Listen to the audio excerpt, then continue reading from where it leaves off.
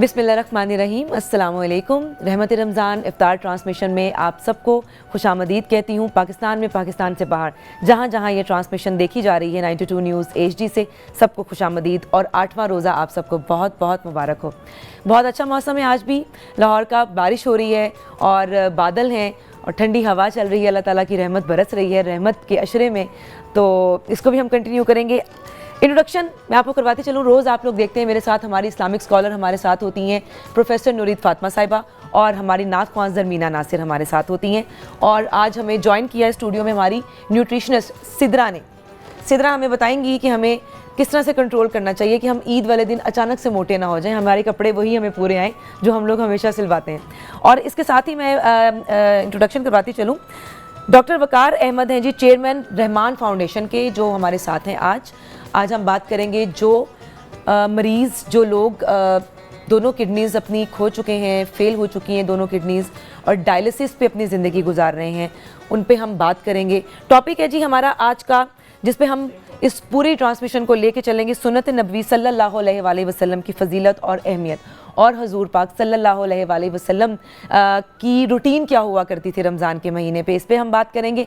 चलते हैं किसान किचन की तरफ। किसान किचन में हमारे साथ होती हैं हमारी शेफ़ मुनीरा, जो किसान कुकिंग ऑयल और घी में हमें खाने अच्छे अच्छे बना के दिखाती हैं और सिखाती हैं कि किस तरह से रेसिपीज़ होनी चाहिए अफ्तार और सहरी की। क्या हाल है आपका? मैं बिल्कुल ठीक ठाक हूँ। मेरी आवाज़ आज ठीक है, बेहतर लग रही है कुछ? रोज़ की तरह बहुत अच्छी मुझे तो आज लग रहा था जैसे मेरे अंदर एनर्जी नहीं है, लेकिन अल्लाह ताला दे देते हैं एनर्जी जब ट्रांसमिशन करनी होती है तो।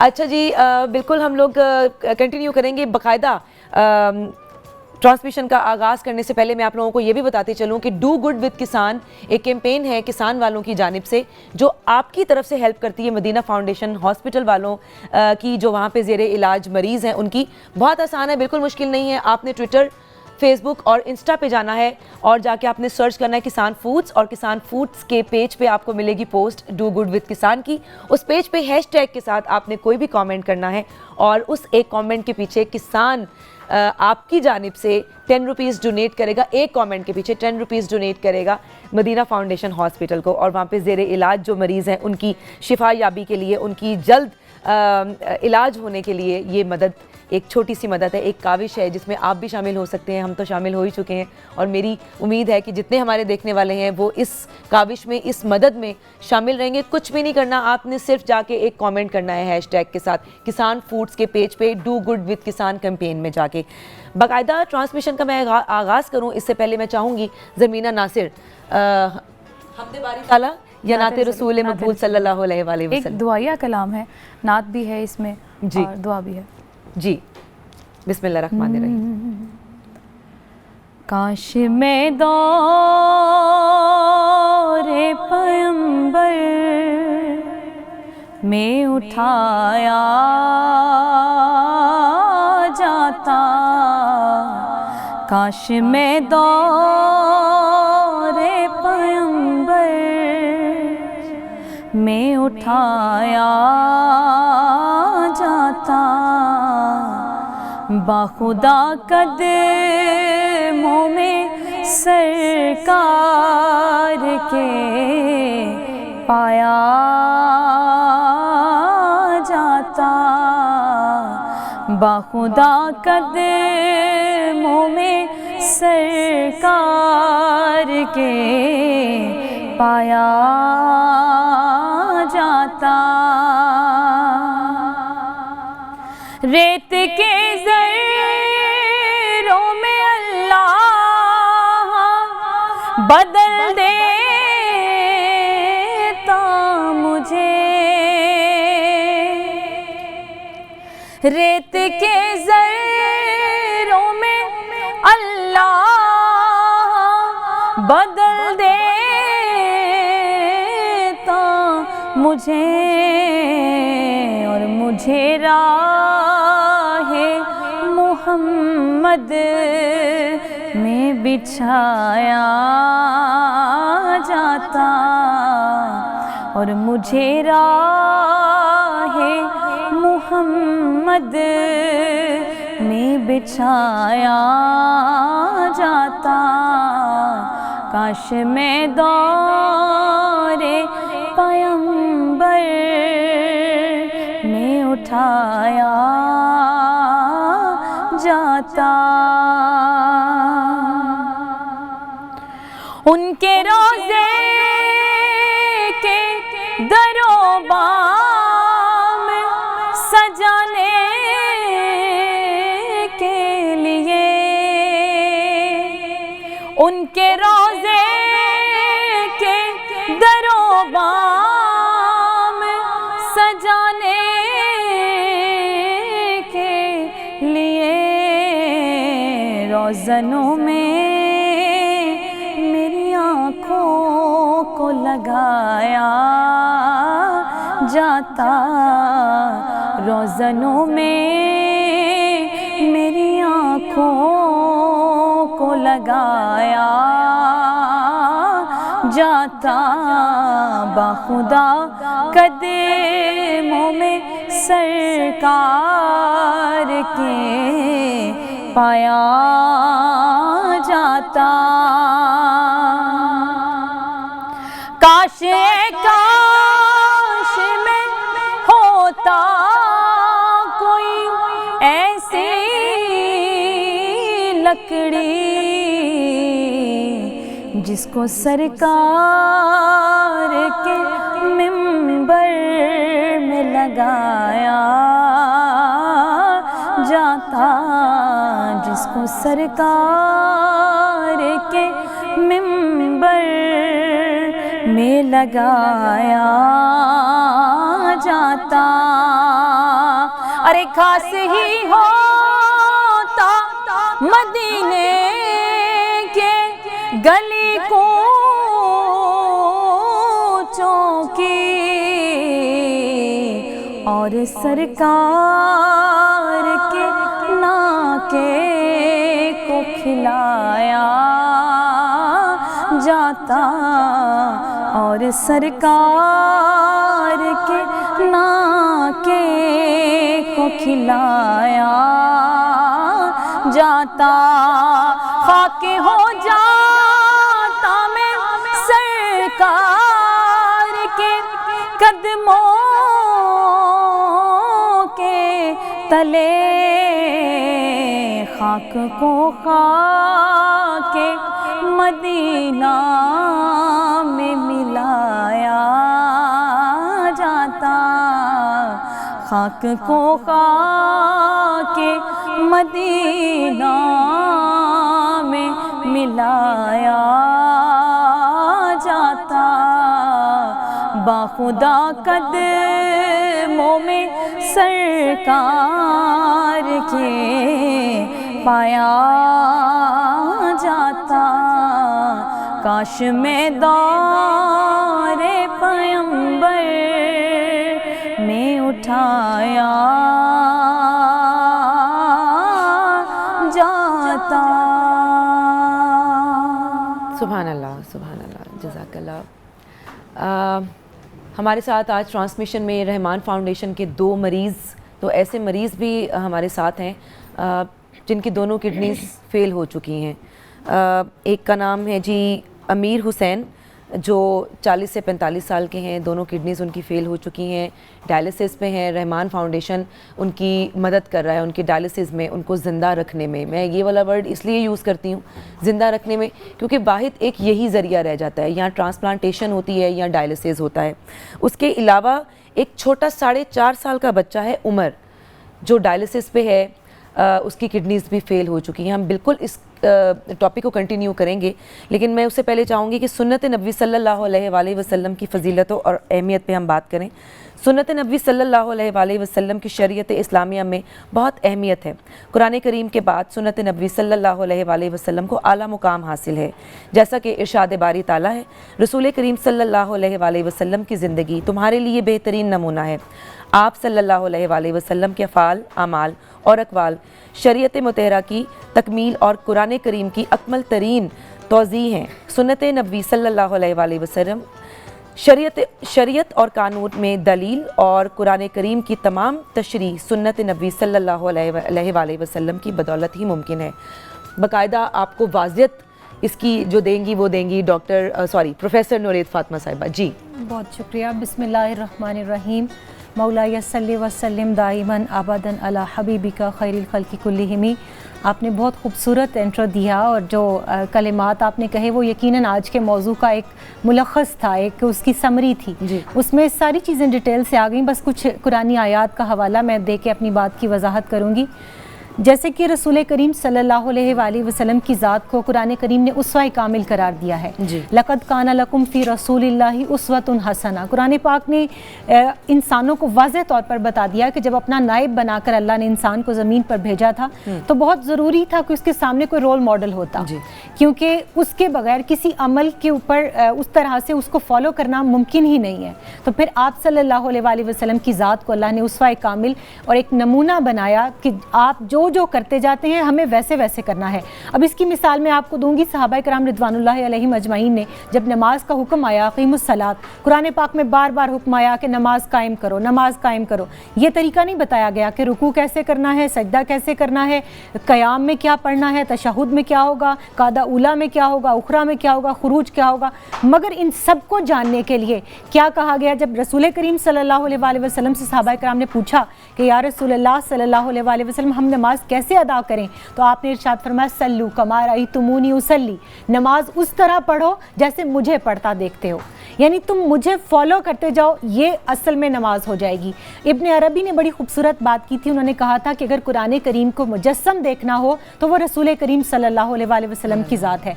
यानी जो अहकामात कुरान पाक में आए हैं उनको किस तरह प्रैक्टिस करना है ये आप सल्लल्लाहु अलैहि वसल्लम की सुन्नत से हमें पता चलता है। तो यूँ तो सुन्नत का एक चैप्टर बहुत वास्ट है, मगर सुन्नत की अहमियत के हवाले से सहाबा किराम रिदवानुल्लाहि अलैहिम अजमईन का एक अमल हम देखते हैं कि आपने तहवील किबला के लिए दुआ की और अल्लाह ताला को अपनी आरज़ू पेश की। दौरान नमाज जब तहवील किबला का हुक्म आया तो सहाबा किराम रिदवानुल्लाहि अलैहिम अजमईन ने किसी वही की का इंतज़ार नहीं किया, किसी हदीस का इंतज़ार नहीं किया, किसी हुक्म का इंतज़ार नहीं किया, बल्कि उन्होंने देखा कि चेहरा वद्दुहा बैतुल मक़दस से काबा की तरफ फिर रहा है तो दौरान नमाज वो आप सल्लल्लाहु अलैहि वसल्लम के साथ टर्न कर गए।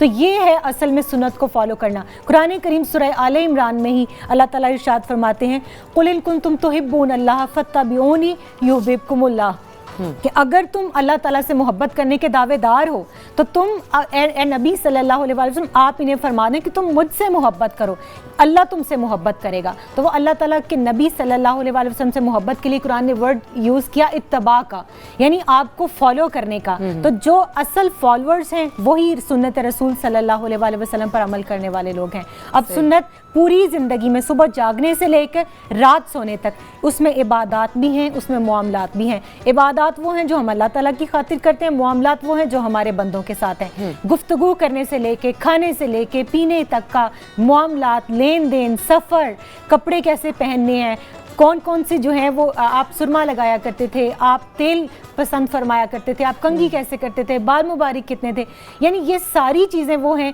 जो एक इंसान को, एक मुसलमान को फॉलो करनी है और वो सुन्नत रसूल सल्लल्लाहु अलैहि वसल्लम से हमें पता चलती है। बिल्कुल ठीक है। और ये भी बिल्कुल मैं आपसे सवाल करूँगी कि हुजूर पाक सल्लल्लाहु अलैहि वसल्लम की रूटीन क्या हुआ करती थी रमज़ान के महीने में, ताकि हमें और सुनने वालों को पता चले कि हमें किस तरह से रमज़ान के महीने को लेके चलना है। मैं यहाँ पे चाहूँगी कि उमर जो 4.5 साल का बच्चा है, डायलिसिस पे है और किडनीज़ दोनों फ़ेल हो चुकी हैं, और अमीर हुसैन जो डायलिसिस पे हैं और उनकी दोनों किडनीज़ भी फ़ेल हो चुकी हैं। मैं बाकायदा उनसे बात करूंगी इस टॉपिक पे, लेकिन एक छोटे से ब्रेक के बाद हम वापस आते हैं और इसको कंटिन्यू करते हैं। Will take a short break here, stay with अस।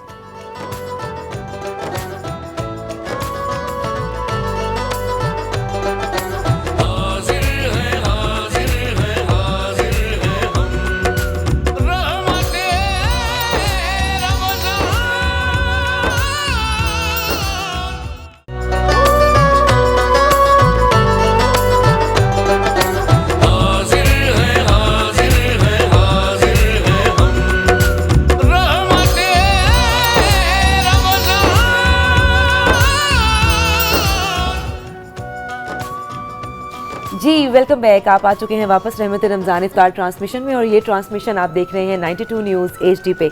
मैं इस वक्त हूँ किसान किचन में, और किसान किचन में शेफ़ मुनीरा आज अफ्तारी में क्या बना रही हैं और आपको क्या बनाना सिखा रही हैं, बताएंगी? जी जी बिल्कुल, आज मैं बना रही हूँ दही चना पापड़ी, जो आजकल हर जगह आपको पता है बाहर बहुत मिल रही है, तो मैंने कहा हाइजीनिकली इनको बताऊंगी कैसे बनानी है। और साथ में बना रही चिकन सीख कबाब। वैसे तो यहाँ पे बारबेक्यू सिस्टम नहीं है, लेकिन मैं वैसे बताऊंगी इसकी रेसिपी कि आपकी जो कबाब सीख में आप बनाते हैं आप घर में उसको किस तरह से बना के आप फ्राई करके भी या बेक करके भी बना सकते हैं। और साथ में बना रही हूँ फ्रूट कॉकटेल, एक ड्रिंक होगी, वो भी बहुत मज़े की एक नई मेरी अगेन रेसिपी होगी। और जो चिकन सीख कबाब है इसको मैं बनाऊँगी किसान ऑयल में। और अगर आप चाहते हैं कि जो हम रेसिपी अपनी बना चुके हैं और आगे हमने क्या क्या बनानी है, तो आप हमारे myKitchenKisan.com में विज़िट करें और उसको हमारे उस पेज को लाइक करें। आपको वहाँ से बहुत सी हमारी रेसिपीज़ मिलेंगी।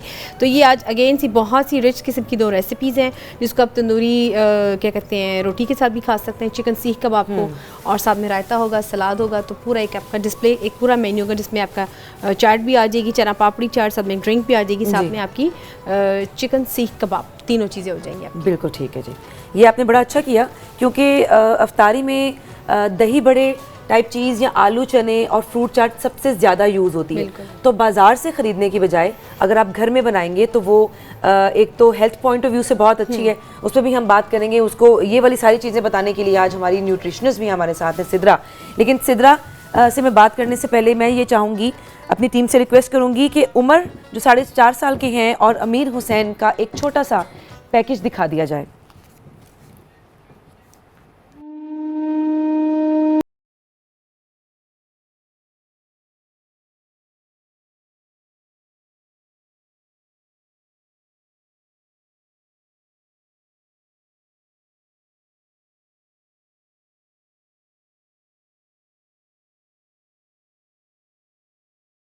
इंसान पर अल्लाह पाक की तरफ से बहुत सी आजमाइशें आती हैं। अगर साबित कदमी और सब्र से अल्लाह पर भरोसा किया जाए तो बहुत से रास्ते निकल आते हैं।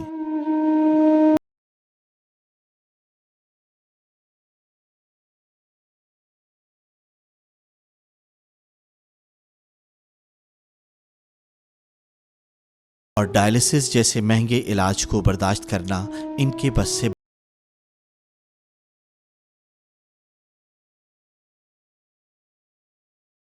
तो हयात की कशमकश में रहने वाले इन लोगों को उम्मीद की किरण नजर आई, जीने की आस मिली रहमान फाउंडेशन में, जहां इनका बिल्कुल मुफ्त इलाज होता है। मेरा नाम मोहम्मद हकीम है। मैं पिछले 2.25 साल से यहाँ से डायलिसिस करा रहा हूँ। मेरा ये बेहतरीन इलाज हो रहा है यहाँ पर। पहले मैं 6-6 लीटर पानी निकलवाता रहा हूँ, अब मैं आधा लीटर पानी तक आ गया हूँ। मेरे काफ़ी बेहतर हो गई है वर्किंग गुर्दों की।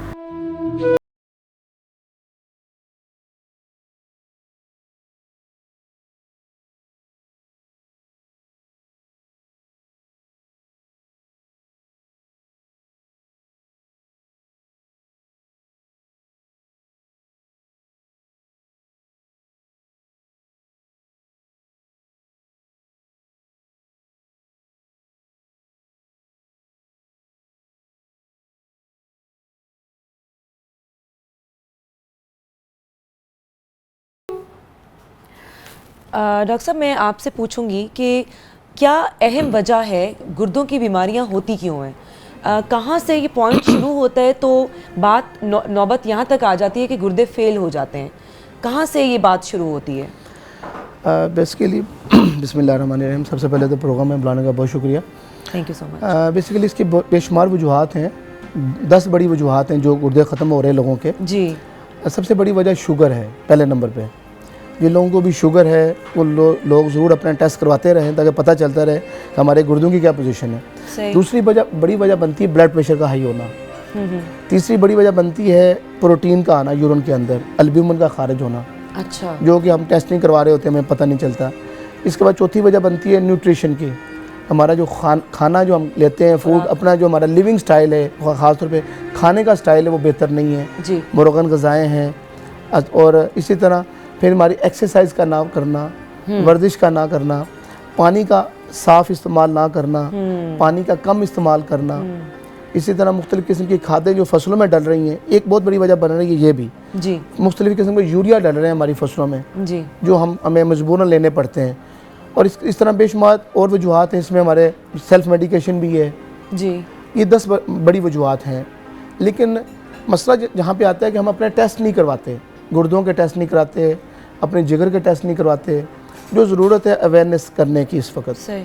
बाहर के मुल्कों में मैं जाता हूँ, यूके में भी हमारा सेटअप है, साउथ अफ्रीका में भी, दुबई में भी मेरा काफ़ी जाना रहता है बाहर सेंटरों में। जी। मैंने वहाँ पे देखा है कि वहाँ पे लोग जो हैं अपने जीपी के साथ मशवरा करते हुए, उनकी फाइलें बनी हुई हैं, उनके टेस्ट होते रहते हैं, पता चलता रहता है कि गुर्दे कहाँ पे हैं। जी। अबीदी साहब हैं हमारे, बड़ा नाम है पाकिस्तान का, वो भी डायलिसिस पे चले गए हैं। और बेशुमार लोग जो हैं जिनकी अमवात हुई है गुर्दों की वजह से, उसमें हमारी नूरजहाँ, बब्बू बराल, नुसरत फ़तेह अली ख़ान, मेहदी हसन, बड़े बड़े लेजेंड नाम जो चले गए हैं दुनिया से।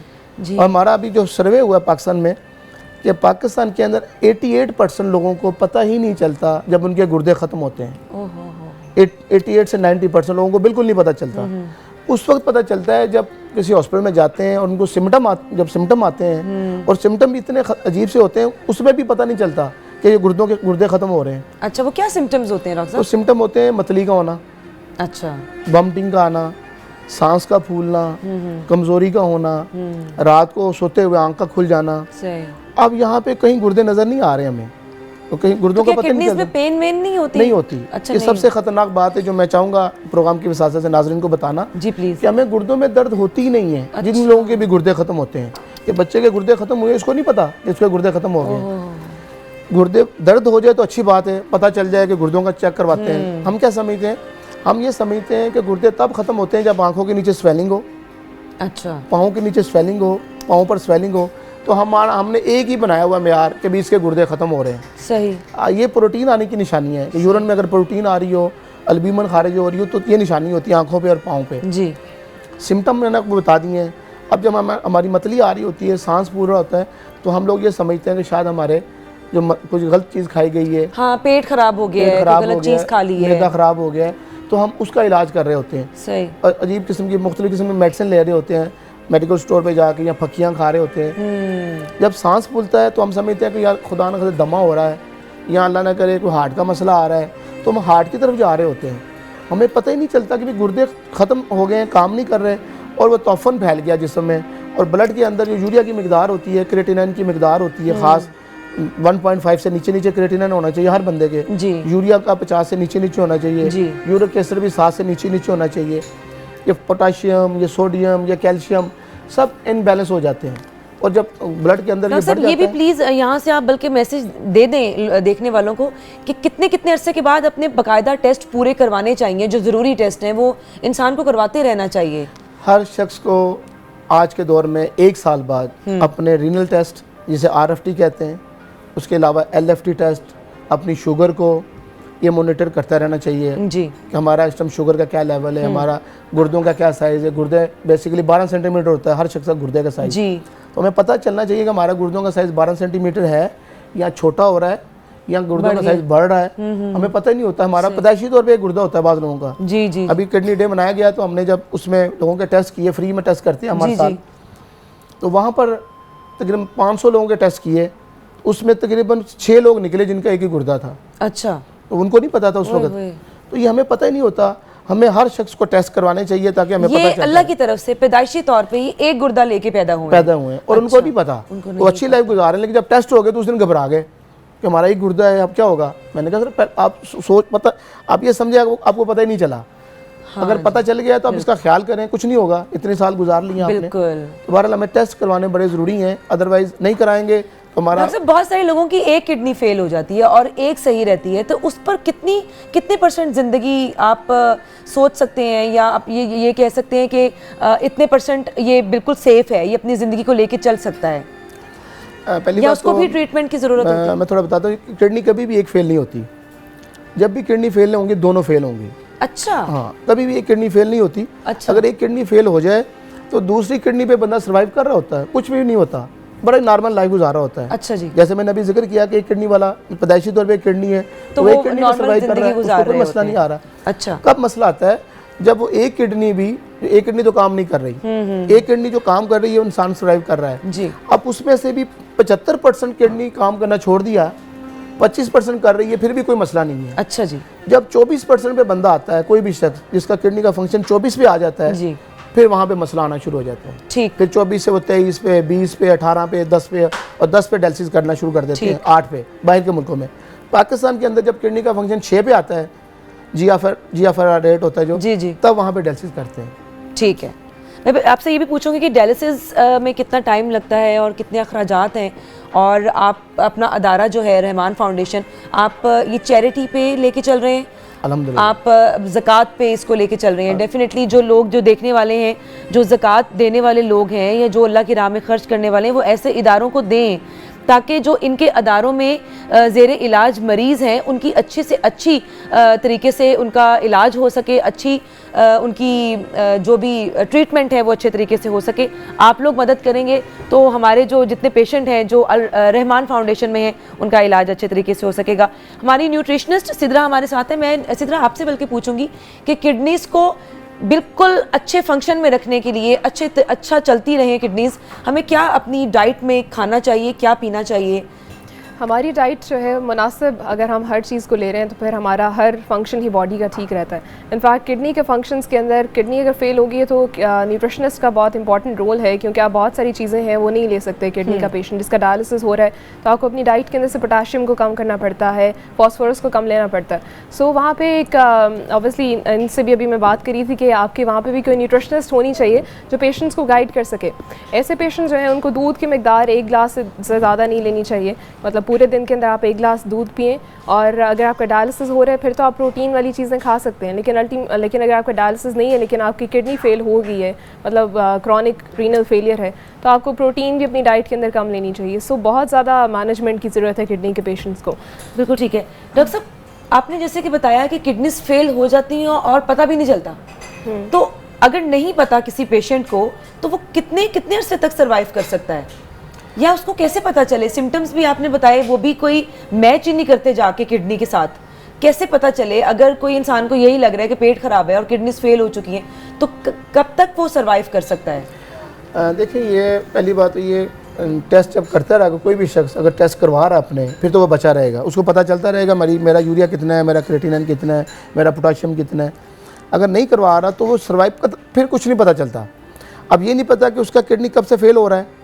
बाद लोगों की विल पावर बड़ी स्ट्रॉन्ग होती है जी। सराद के लोग हैं, पठान लोग हैं, उनकी विल पावर बहुत स्ट्रॉन्ग होते हैं। कराची के लोग हैं, उनकी विल पावर बहुत कम है। वहाँ के लोगों की आबो हवा है, पानी है जी। तो अब जब क्रेटिनिन बढ़ता है तो चंद माह के बाद वो सिम्टम आते हैं। ठीक है। तो चंद माह बंदा गुजारता है, ज़्यादा से ज़्यादा 3-4 माह, 5 माह, उसके बाद उसको डेफिनेट डायलिसिस पे जाना पड़ता है। सही।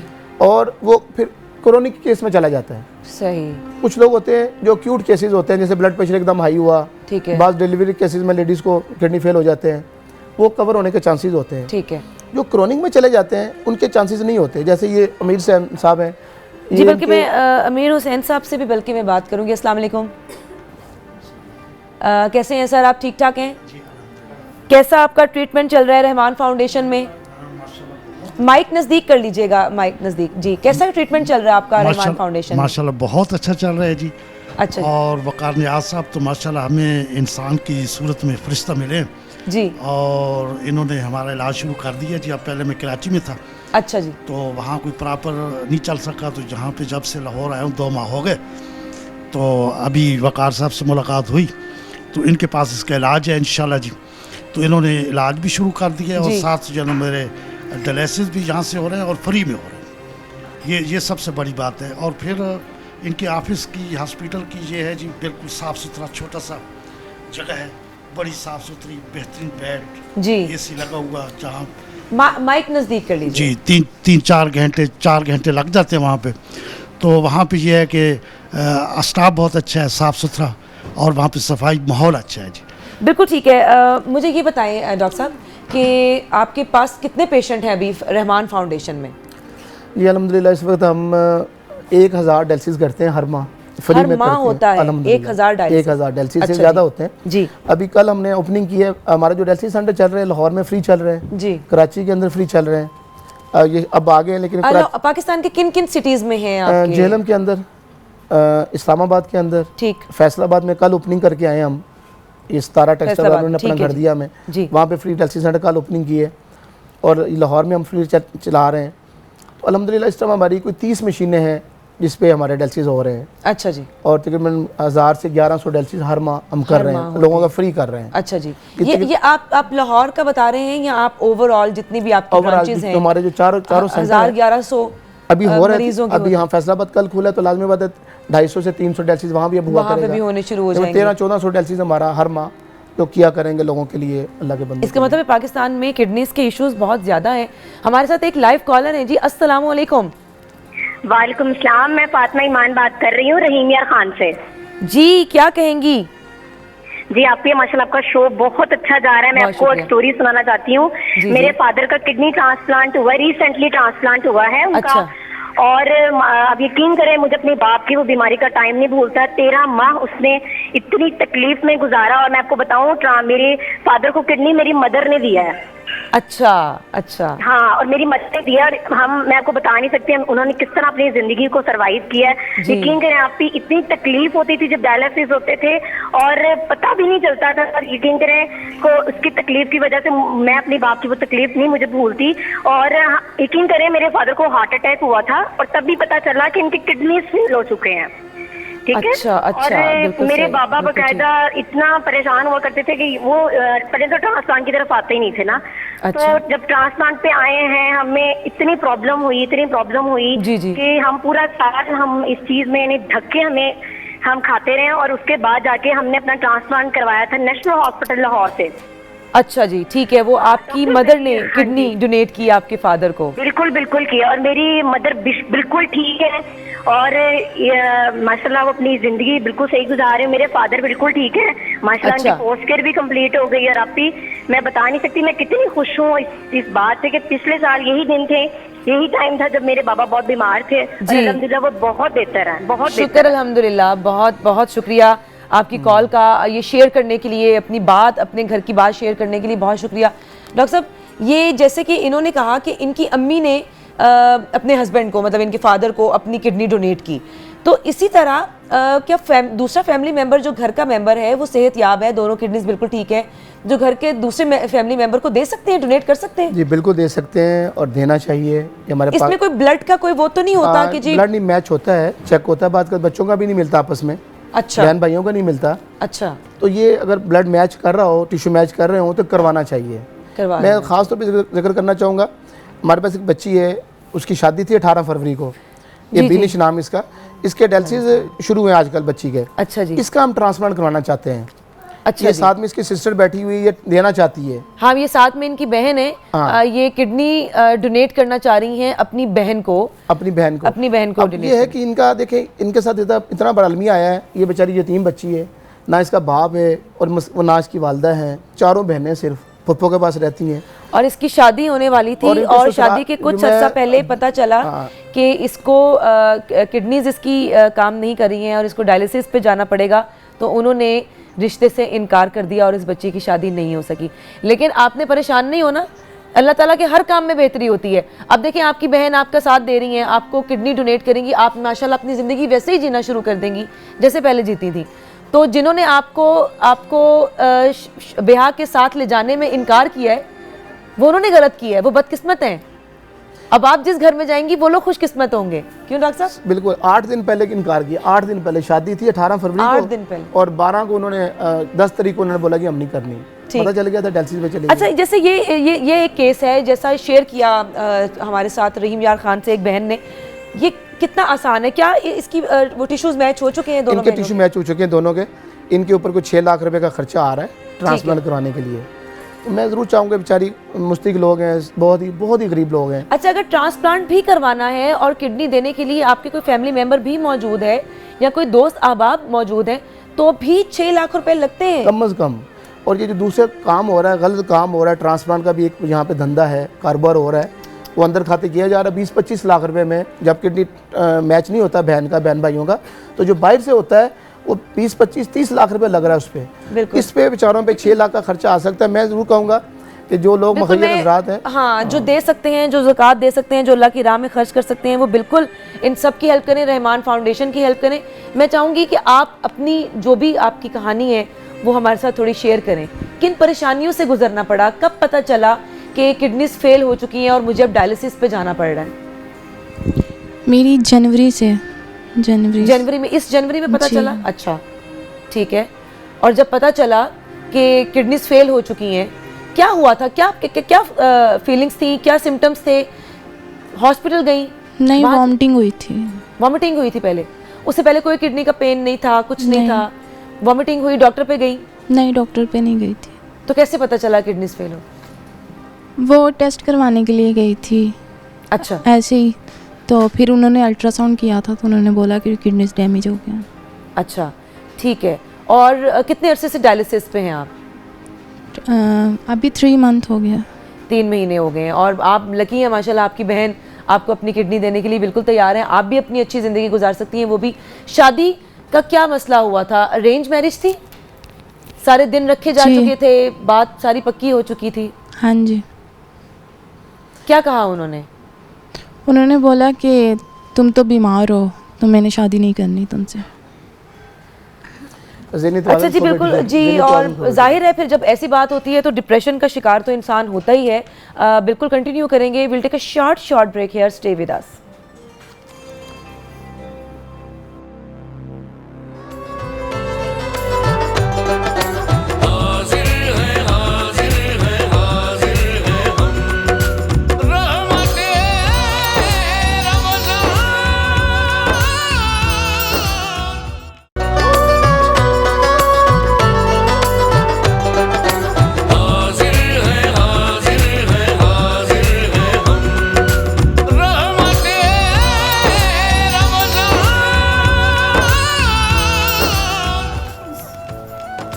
Welcome back. आप आ चुके हैं वापस रहमत रमज़ान इफ्तार ट्रांसमिशन में, और ये ट्रांसमिशन आप देख रहे हैं 92 न्यूज़ HD पे। लाहौर के मुज़ाफ़ात में अफ्तार हो चुका है, अफ्तारी का सिलसिला जारी है। और आज रोज़ा कुशाई के लिए जो नन्ही परी हमारे साथ हैं, मोमिना इमरान, उनकी रोज़ा कुशाई करवाई है प्रोफेसर नूरीत फातिमा साहिबा ने। जी, कैसा लग रहा है? बहुत अच्छा। कितना रोज़ा लगा? बहुत ज़्यादा। भूख कितनी लगी? भूख नहीं लगी। प्यास लगी? जी। ओए होए, गर्मी की वजह से प्यास लगी। जी। और सहरी में क्या खाया था? सहरी में मैंने खाना खाया था। खाना खाया था? पूछें जी, क्या खाना खाया अच्छा था? मोमिना, आप ये बताएं कि रोज़ा आपको किसने रखने के लिए बोला था? मामा ने। मामा ने? मामा खुद रखती हैं? जी। बाबा भी रखते हैं? जी। और कौन कौन रखता है घर में रोज़े? सब रखते हैं। और नमाज कौन कौन पढ़ता है? सब पढ़ते हैं। आप भी? जी। आज कितनी नमाजें पढ़ी हैं आपने? आज साड़ी पढ़ी है। माशाल्लाह, वाह, वाह, माशाल्लाह। ये तो बहुत और खुशी की बात है। मोमिना के साथ उनकी फुफ्फो भी हैं, आशी, जो हमारे साथ हैं। और उनकी मोमिना की छोटी बहन है जी, हरम इमरान, छोटी सी मुन्नी सी। अस्सलाम वालेकुम। वालेकुम अस्सलाम। ये अपनी बहन को देख के, बड़ी बहन को देख के रोज़ा रखने को दिल करता है? जी। मम्मा से कहती हैं आपके, मम्मा मैंने भी रोज़ा रखना है जी। मोमिना की तरह? जी। लेकिन अभी आपकी एज कितनी है? आप कितने साल की हैं? 5 ईयर्स की हैं आप, तो बहुत छोटी हैं अभी, है ना? अभी 3 साल, आपको 4 साल इंतजार करना चाहिए कम से कम। लेकिन रोज़ा रखने को दिल चाहता है? जी। सही। आप ही का इतनी शान से रोज़ा कुशाई हाँ। हो रही है, तो फिर उनका दिल क्यों नहीं चाहेगा? आप अपनी फ्रेंड्स को बता के आई हैं कि आप 92 न्यूज़ HD पे रहमत रमज़ान अफ्तार ट्रांसमिशन में आपकी रोज़ा कुशाई होगी? जी। और आपकी फ्रेंड्स आपको देख रही होंगी, जी। तो आप उनको क्या कहेंगी? हाँ, अपनी फ्रेंड्स को क्या कहेंगी? सामने देख के अपनी फ्रेंड्स से बात करें। जी। आप उनको बोले ना कि वो आप भी भी मेरी रोज़ा तरह रखें। रोज़ा रखें। आप भी रोज़ा रखें। हाँ, रोज़ा रखने से अल्लाह ताला सवाब देते हैं, अल्लाह ताला खुश होते हैं। जी। शाबाश, वेरी नाइस। और फिर आपने आज अभी यहाँ पे इफ्तारी की, आपको अच्छा लग रहा है कि इतनी सारी फ्रेंड्स देख रही हैं, सब लोग देख रहे हैं? जी।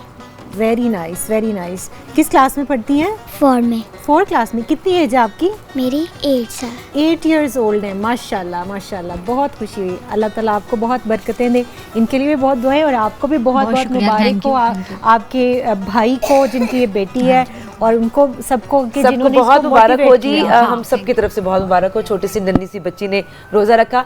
यहाँ पे हम लेते हैं एक छोटा सा ब्रेक, क्योंकि कराची के मुज़ाफ़ात में भी अज़ान मगरिब का टाइम हुआ जाता है। Will take a short break here, stay with अस।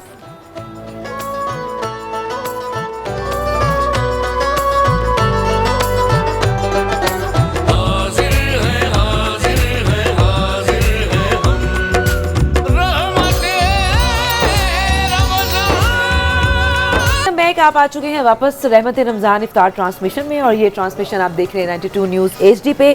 कराची में भी रोज़ा इफ्तार हो चुका है, पूरे पाकिस्तान में रोज़ा इफ्तार हो चुका है। अब हम बढ़ रहे हैं 9th रमज़ान की तरफ, 9वें रोज़े, नौवा बोलते हैं, नौवा रोज़ा की तरफ बढ़ रहे हैं। और सहरी में क्या खाना चाहिए, अफ्तारी में क्या खाना चाहिए, मैं बिल्कुल टाइम दूंगी आपको सिद्रा, क्योंकि ये जानना बहुत ज़रूरी है। क्योंकि मैं किचन में हूँ तो फिर ऐसी बातें जहन में आती हैं, क्या खाएं, क्या पिएं, किस तरह मोटे ना हो, कैसे एनर्जी रहे। बड़ी मिस करी उनके साथ है ना, नजर आ रही है। जी मुनीरा, अब हमें आप रेसिपी जी बिल्कुल। जैसे कि मैंने बनाई है दही चना चाट। इसके लिए मैंने चने को बॉईल कर लिया था और बॉईल करके रख लिया, और दही ली तकरीबन आधा किलो। आलू उसमें लिए मैंने 2 अदद, और लाल मिर्च भी तकरीबन ली इसमें मैंने आधी चाय का चम्मच। साबुत धनिया 1 चाय का चम्मच, ज़ीरा 1 चाय का चम्मच, आपने इनको तवे पे भून लेना है। अजवाइन भी 1 चाय का चम्मच, हरी मिर्चों की पेस्ट 1 खाने का चम्मच, और साथ में नमक हस्ब जायका। प्याज, टमाटर और हरी मिर्च ये आपने सब काट लेनी है, और आपने एंड में बिल्कुल उसके ऊपर गार्निश में करनी है। अच्छा, इसका बनाने का तरीका कुछ इस तरह से है कि आमतौर पे जब हम घर में चना चाट बनाते हैं हर चीज़ मिक्स करके अपने बाउल में डाल के रख देते हैं, जबकि ये तरीका गलत है। उसमें ये होता है कि जो टमाटर और प्याज है ये पानी छोड़ देते हैं और आपका टेस्ट थोड़ा सा ख़राब हो जाता है। आपने सिर्फ चने दही में मिक्स करने हैं, और जो आपको जो स्पाइसेस पता है वो मिक्स करने हैं। और उसके साथ अगर आप चाहते हैं कि थोड़ी सी आपकी खट्टी मीठी सी फ्लेवर है तो आप इसमें थोड़ी सी प्लम चटनी भी ऐड कर सकते हैं। उसके बाद आपने बिल्कुल एंड में ऊपर आपने प्याज, टमाटर और अगर खीरा वगैरह भी है तो आप ऊपर ऐड कर सकते हैं, और पापड़ी सबसे ऊपर में, और साथ में चाट मसाला उसमें ऐड करें तो आपकी ज़बरदस्त चना चाट ख़राब भी नहीं होगी, पानी भी नहीं छोड़ेगी, और उसका टेस्ट भी बिल्कुल ठीक रहेगा। लेकिन अगर आप सब चीज़ें इकट्ठी मिक्स करके चने के साथ दही ऊपर ऐड करेंगे तो आपका वो टेस्टलेस हो जाएगा, और प्याज और टमाटर पानी छोड़ देंगे तो चना चाट जो एक अपनी एक लुक और एक अरोमा है वो ख़राब सा हो जाएगा। और दूसरा जो है चिकन सीख कबाब, उसके लिए चिकन का कीमा लिए तकरीबन आधा किलो, और उस पर लाल मिर्च पाउडर डाली आधी चाय का चम्मच, लहसुन, हरी इलायची का पाउडर ये साथ में लिए मैंने तकरीबन, आप उसको 1 चम्मच के बराबर कर लें। नमक हस्ब जायका, हरी मिर्च 4 अदद, और अंडा इसमें 1 अदद। इसको अच्छी से बीट करके अंडे को आपने इसमें कीमे में ऐड करना है। इसके साथ आपने जो इसमें चीज़ें और ऐड करनी है वो हैं आपकी, हाँ, डबल रोटी के पीस हैं, स्लाइस आपने सोक करने हैं। आपने मिल्क ले लें, अगर आपने मिल्क पे नहीं करना तो पानी में इसके किनारे अपने निकाल लेने हैं, और उसके बाद आपने इसको जो अंदर से निकलेगा उसका पूरा सा सोक या ब्रेड वो आपने कीमे में ऐड कर देनी है। उससे आपकी बाइंडिंग फोर्स बहुत अच्छी रहेगी।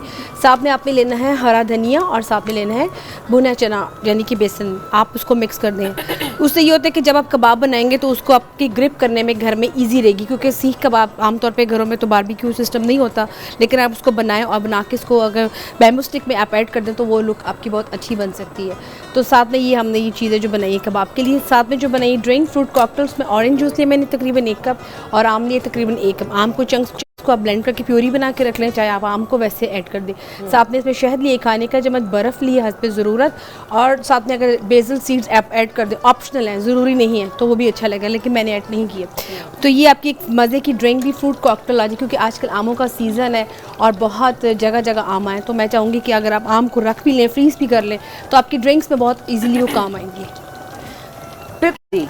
सिद्रा, मैं आपसे ये पूछना चाहूँगी कि ये जो फ्रिजी ड्रिंक्स हैं इनका आम इंसान पे कितना नुकसान होता है, और जो ऑलरेडी किडनीज जिनकी फेल हो चुकी हैं, जो डायलिसिस पे हैं, उनके लिए आप क्या कहेंगी कि कितना दूर रहना चाहिए, और आम इंसान के लिए क्या मैसेज है आपका किडनीज के पॉइंट ऑफ व्यू से? एक तो ये कि फिज़ी ड्रिंक्स का हम दूध सोडा, मेरे जहन में आ रहा था कि दूध सोडा हम बहुत ज़्यादा इस्तेमाल करते हैं, तो जब आप दूध के अंदर ये फिज़ी को ड्रिंक डाल देते हैं तो उसका कैल्शियम बिल्कुल लॉस हो जाता है। सो कैल्शियम जो है हम इसीलिए दूध देते हैं कि हमें कैल्शियम मिले। अगर आपने दूध सोडा बना के उसका कैल्शियम ही ज़ाया कर देना तो उसको कोई फ़ायदा नहीं है। और इसके अलावा जितने भी डायलिसिस के मरीज़ हैं उनके लिए भी, क्योंकि उन्हें पोटाशियम और फॉस्फोरस अपनी डाइट में कम लेना चाहिए, तो जब आप ये ज़्यादा फॉस्फेट वाली चीज़ें फिज़ी ड्रिंक्स लेते हैं तो आपकी किडनी जो है वो और अफेक्ट करती हैं। वैसे भी फ्लूइड का इंटेक भी मैटर करता है कि आपने कितना डायलिसिस के दौरान लेना है, मतलब पानी को आमतौर पे कम लिया जाना चाहिए ना, हम जब डायलिसिस हो रहे होते हैं। तो जब आप दूध सोडा ले रहे हैं या फिज़ी ड्रिंक कोई भी और ले रहे हैं तो अल्टीमेटली वो पानी का आपका जी वो ज़्यादा हो जाएगा, रिटेंशन हो जाएगी। अच्छा, और कितना आप सजेस्ट करेंगी कि पानी कितना पीना चाहिए कि आपको किडनीज की खुदा न खास्ता अल्लाह रहम करे कि आपको कोई प्रॉब्लम हो ही ना? एक आम रूटीन क्या होनी चाहिए पानी पीने की? हमारे यहाँ जैसा आजकल गर्मी भी बहुत ज़्यादा है और किडनी की बात हो रही थी, तो हम बहुत ज़्यादा प्रोटीन वाली चीज़ें खाते हैं, मुर्गन मतलब हर टाइम बर्गर और इस तरह की बहुत ज़्यादा मीट का इस्तेमाल हो रहा होता है, जिसकी वजह से आपका यूरिक एसिड बढ़ता है और यूरिक एसिड भी अगर ज़्यादा होगा तो आपकी किडनीज जो हैं वो अफेक्ट होंगी अल्टीमेटली, क्योंकि किडनीज का ही काम है कि वो यूरिक एसिड को आपकी बॉडी में से निकालें। तो अगर आप पानी ज़्यादा लेते हैं तो एक तो ये कि आप किडनी वॉश होती रहती है, 2 लीटर कम से कम आप पानी पिएँ। और हमारे यहाँ जिस तरह गर्मी है तो आप थोड़ा सा स्कंजबीन टाइप बना के लेमन डालकर और नमक, वो बहुत परफेक्ट जो है, कच्ची लस्सी, दूध और दही वाली लस्सी भी बिल्कुल यूज़ करनी चाहिए। एक लाइव कॉलर है जी हमारे साथ। अस्सलाम वालेकुम। वालेकुम अस्सलाम जी, मैं आसिफ दुरानी बात कर रहा हूँ रावलपिंडी से। जी जी जी, ये किडनी से मैंने कुछ इन्फॉर्मेशन लेनी थी डॉक्टर साहब से ना। जी जी, बात कीजिए डॉक्टर साहब से। जी जी, तो ये डॉक्टर साहब बहुत साइड्स पे मेरी सिस्ट है किडनीज पे और यूरिन में प्रोटीन प्लस आ रहा है ना।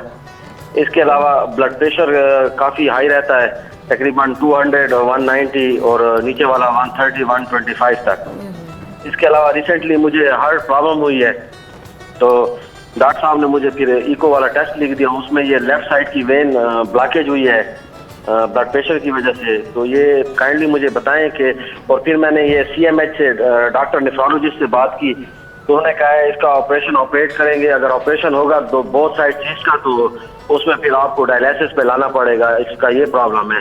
बेहतर यही है कि आप फिलहाल टैबलेट ब्लड प्रेशर की लें और इसको कंट्रोल करें।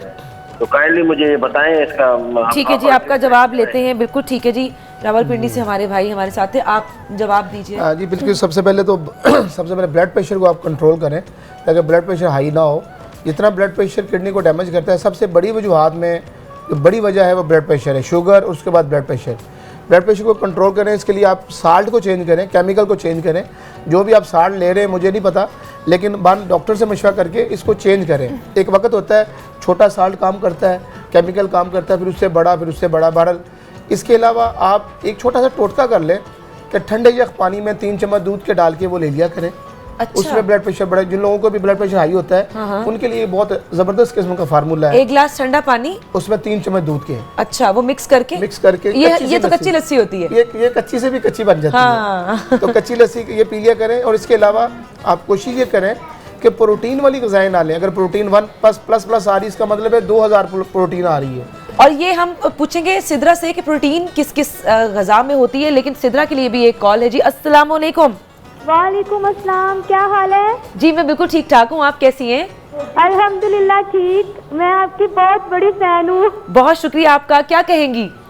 मैं सबसे पहले तो आपकी तारीफ करना चाहती हूँ कि अल्लाह जो आप एक काम कर रही हैं इस माह रमजान में, अल्लाह आपको इसका बहुत बहुत अच्छा देगा, अल्लाह आपको जिंदगी में कामयाबी अता फरमाए। आमीन, बहुत शुक्रिया। सारी दुनिया देखे इंशाल्लाह, मेरी दुआ है। बहुत शुक्रिया।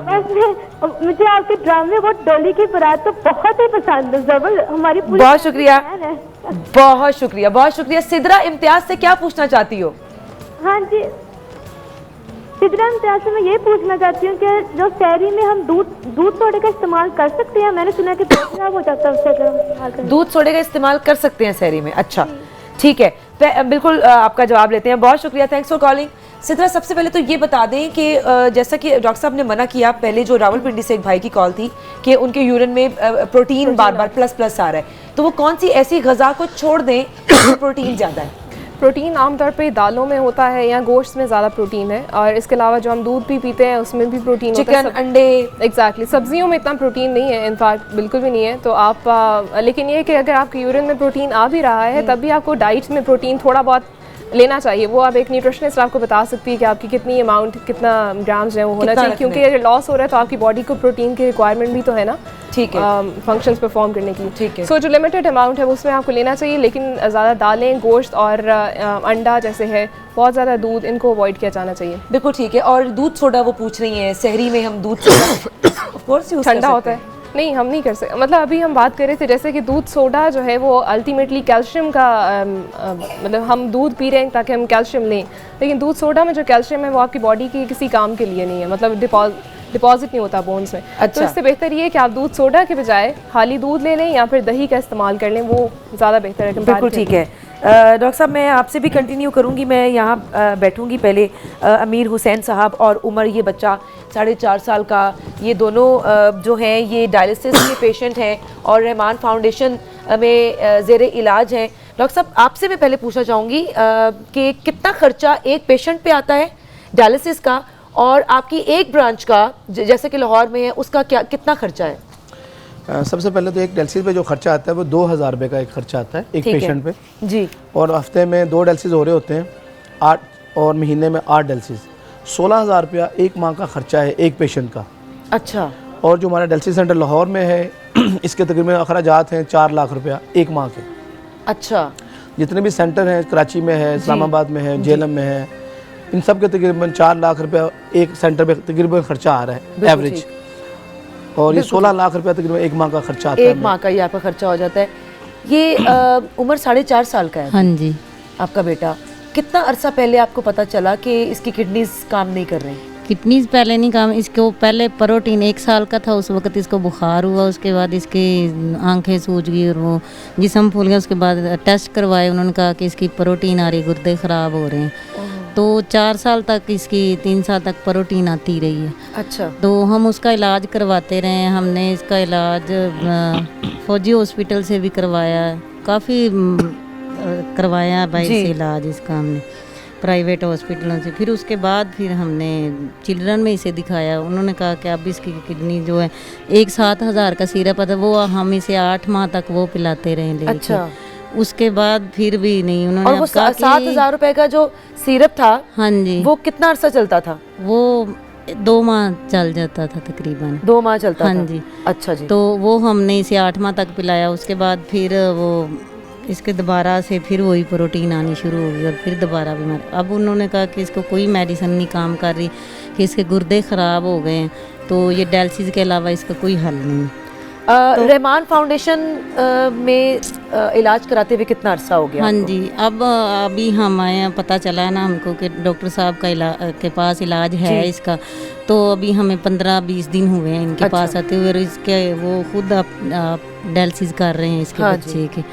तो इन 15-20 दिन में कोई बेहतरी महसूस करती हैं? हाँ जी, अब इसकी काफ़ी, अब 6-7 दिन हो गए इसका डायलिसिस नहीं हुआ। शुक्र। अच्छा। हाँ जी, ये अल्लाह ताला का तो ये बेहतरी की तरफ जा रहा है हाँ बच्चा। जी, बेहतरी की तरफ अच्छा, जा रहा है। बिल्कुल। ये तो बात यही है कि रहमान फाउंडेशन के चेयरमैन हैं, डॉक्टर साहब हमारे साथ यहाँ पे मौजूद हैं। रहमान फाउंडेशन को हम लोग जितनी ज़कात दें, मेरे ख्याल में इस वक्त मुझे यहाँ पे कहना लाजमी है, उतनी ही कम है, क्योंकि आपके सामने हैं ये बच्चे और ये जितने भी मरीज़ हैं। डॉक्टर साहब ने बताया कितने मरीज़ हैं आपके एक इदारे में? एक इदारे में तकरीबन 30 पेशेंट हैं लाहौर में, तो 120 के करीब लोग हैं जिनका हम इलाज फ्री कर रहे हैं इस टाइम। अच्छा जी। पूरे सेंटरों में। तो ये बहुत बहुत कोई अच्छा काम है जो डॉक्टर साहब कर रहे हैं रहमान फाउंडेशन के ज़रिए। जितने भी किडनीज़ के पेशेंट हैं, डायलिसिस पे हैं, अफोर्ड नहीं कर सकते, या कुछ लोग अफोर्ड कर भी सकते हैं लेकिन उनको अच्छा एक एनवायरनमेंट या अच्छा इलाज नहीं मिल रहा होता। तो जैसे अमीर हुसैन साहब ने ये कहा जब मेरी इनसे बात हुई कि बहुत साफ़ सुथरा और माहौल बहुत अच्छा है, कि आधा इंसान, आधी तबीयत तो वैसे ही हॉस्पिटल में एंटर होते ही अच्छी हो जाती है। इस पर आप क्या कहेंगे? जी हाँ, अब जो हमारा इलाज जारी है इससे काफ़ी हम मुतमईन हैं, और इंशाल्लाह डॉक्टर साहब के पास इलाज भी है जी। तो उम्मीद काफ़ी है आगे इंशाल्लाह ज़िंदा रहने के लिए, कि इंशाल्लाह अल्लाह ताला आपको ज़िंदगी सेहत अता फरमाए। इंशाल्लाह जो इनकी मेडिसिन काम असर करेगी, काम करेगी, और हमारी दुआ इनके साथ है। हम मरीज़ लोग हैं जी, तो दिन रात हम इनके लिए दुआ गो हैं कि इनकी तरक्की के लिए, इनकी रहमान फाउंडेशन के लिए अल्लाह ताला इनको ज़्यादा से ज़्यादा जो है ना तरक्की दे। अमीर हुसैन साहब, आपकी फैमिली, किसी फैमिली मेंबर ने अभी तक आपको ऑफ़र नहीं की है, या आपने कभी किसी से बात नहीं की है कि मुझे किडनी डोनेट कर दें? या ऑफ कोर्स आपको भी जीने का पूरा हक है, अगर फैमिली मेंबर्स में से कोई ऐसा इंसान जो तंदुरुस्त है माशाल्लाह, वैसे भी डॉक्टर साहब ने ये कहा कि 2 किडनीज जिनकी माशाल्लाह बिल्कुल ठीक हैं वो 1 किडनी पे भी ज़िंदा रह सकता है, कोई मसला नहीं होता, तो 1 किडनी कोई आपका फैमिली मेंबर आपको डोनेट करना चाहता है? जी जी, मेरे माशाल्लाह लंबी चौड़ी फैमिली है जी, 6 हम भाई हैं और 3 बहनें हैं माशाल्लाह। तो सभी ने मुझे ऑफ़र किया है कि हम बढ़ चढ़ के कि हम गुर्दा देते हैं, हम देते हैं। अच्छा। कराची इनको ऐसे ड्यूटी में लेके गया, बहनों को और भाइयों को जी।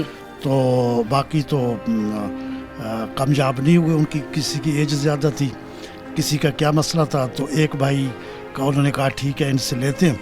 अच्छा। हाँ, लेकिन जो है ना इसको वजन कम करना पड़ेगा। अच्छा। वजन 16 kg। ये कराची वालों ने कहा? कराची वालों अच्छा, ने। ठीक तो है। फिर डॉक्टर से मैं मिला, काफ़ी कोशिश की, लेकिन मुझे यही लगा कि उन्होंने टाल मटोल की है। तो वो जो है ना अब 16 kg जो ना वजन, वो तो 2 साल में भी कम नहीं कर सकता। डॉक्टर साहब ये जो कह रहे हैं टाल मटोल की है, ये ब्रेक में भी थोड़ी सी मेरी इनसे बात हो रही थी, आपके पास आकर उन्हीं भाई ने दोबारा कोई टेस्ट करवाया है? आपको लगता है कि वो इनको डोनेट कर सकते हैं किडनी?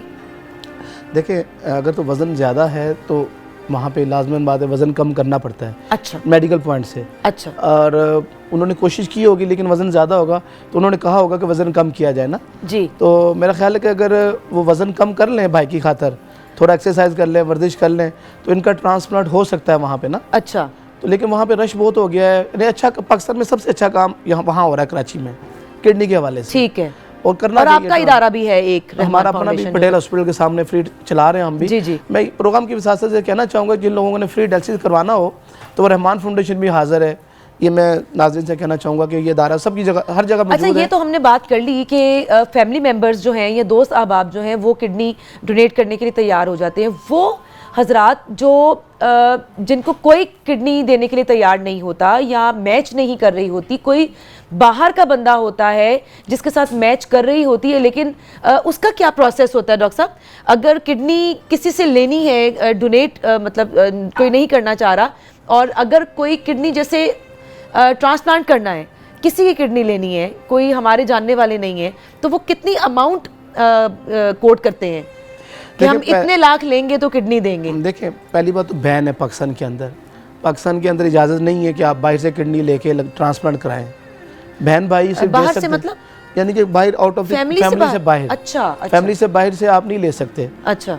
और जो है, जो अपने ही रिलेटिव, अपने बहन भाइयों का जिनका ब्लड रिलेशन हो वही दे सकते हैं। पहली तो बात, कानून पास हो चुका पाकिस्तान में। ठीक है। इसलिए पास करना पड़ा कि पाकिस्तान का नाम ख़राब हो रहा था कि बेशुमार ट्रांसप्लांट हो रहे थे, लोगों को गुर्दे बेचने, लोग अपने गुर्दे बेचने में मजबूर हो गए थे, और ये फिर ये माफिया बन गया था।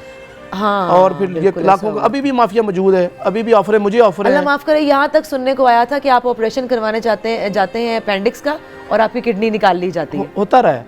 तो बहरहाल ये ठीक किया है, लेकिन मैं कहता हूँ जिधर ज़रूरत है बहन भाइयों को देना चाहिए। बिल्कुल, ये काम करना चाहिए। ये ज़रूरत है, एक बंदे की ज़िंदगी अगर एक किडनी दे दिया जाए तो कोई फ़र्क नहीं पड़ता। जी बिल्कुल, आप ठीक कह रहे हैं। हमारे साथ एक लाइव कॉलर हैं जी, रुबीना, अस्सलाम वालेकुम। जी वालेकुम सलाम मैम, क्या हाल है? जी मैं बिल्कुल ठीक ठाक हूँ।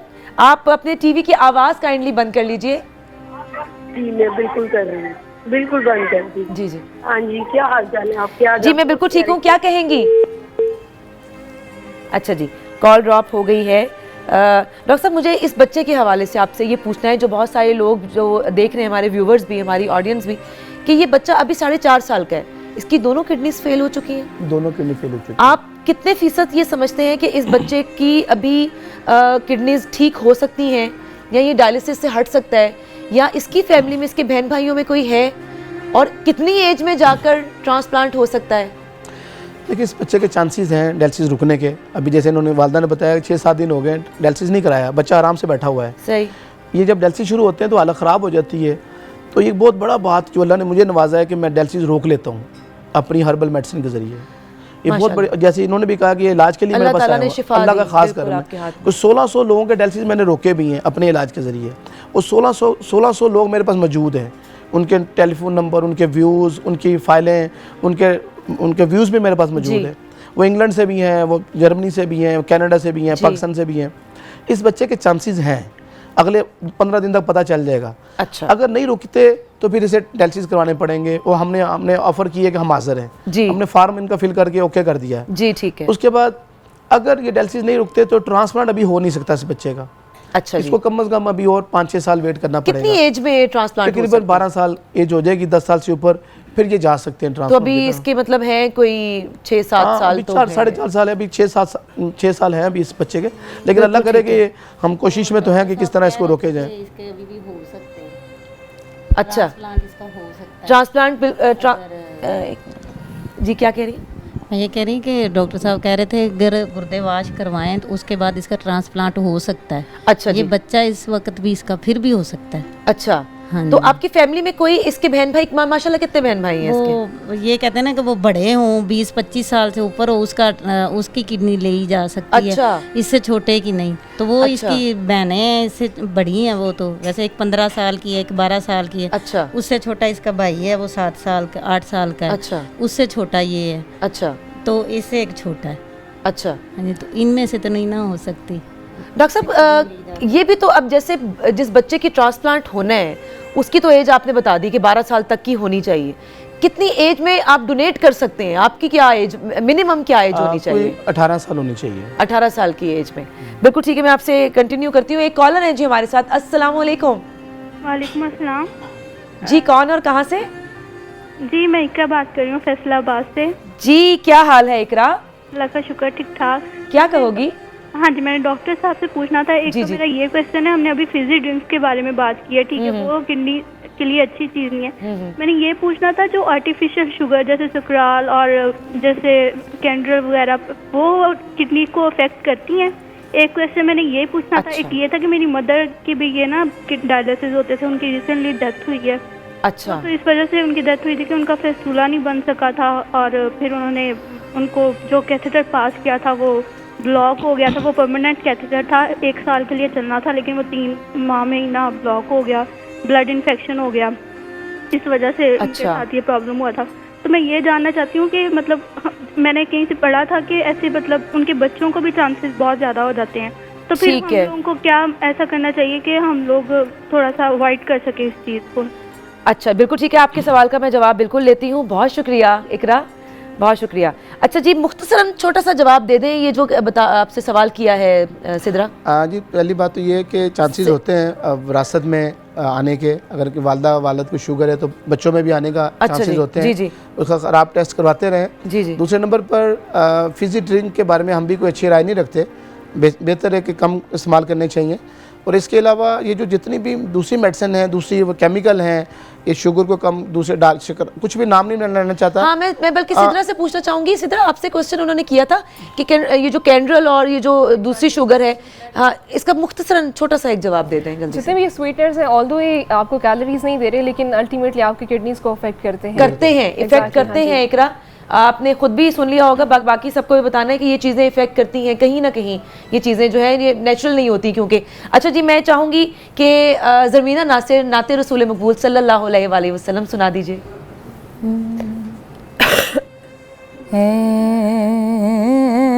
रसूल अमीन,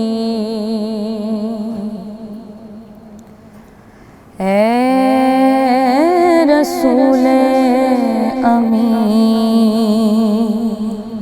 खातमुल मुरसलीन, तुझसा कोई नहीं, तुझसा कोई नहीं है, अकीदा ये अपना है, अकीदा ये अपना, बासिद को यकीन, तुझसा कोई नहीं, तुझसा कोई नहीं, ए रसूल अमीन।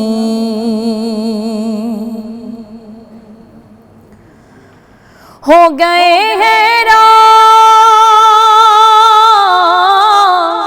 ज़मीन आसमां, खुद खुदा में ज़बां, तेरा शाह ज़मां, खुद खुदा में ज़बां, तेरा शाह ज़मां, ए अर्श के मकीन, ए फरश के मकीन, तुझसा कोई नहीं, तुझसा कोई नहीं, ए रसूल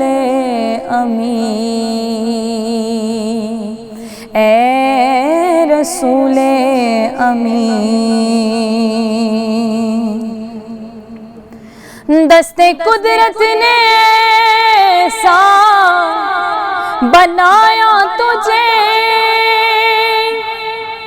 जुमला साफ से खुद सजाया तुझे। दस्ते कुदरत ने सा बनाया तुझे, जुमला साफ से खुद सजाया तुझे, जुमला साफ से खुद सजाया तुझे। ए अज़ल के हसी, ए अबद के हसी, तुझसा कोई नहीं, तुझसा कोई नहीं है अकीदा ये अपना। सुभान अल्लाह, जज़ाकल्लाह। कल आप लोगों से दोबारा इफ्तार ट्रांसमिशन में मुलाकात होगी, तब तक अपना बहुत ख्याल रखिएगा। खुदा हाफिज़।